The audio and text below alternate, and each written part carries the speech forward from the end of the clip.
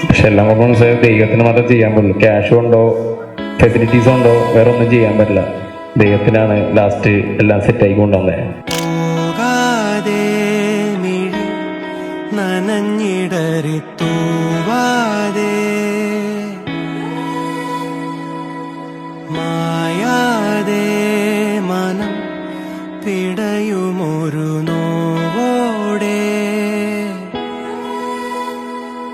കണ്ണാടി എന്ന പോലെന്നെ കണ്ടതും നിന്റെ കണ്ണിലല്ലേ,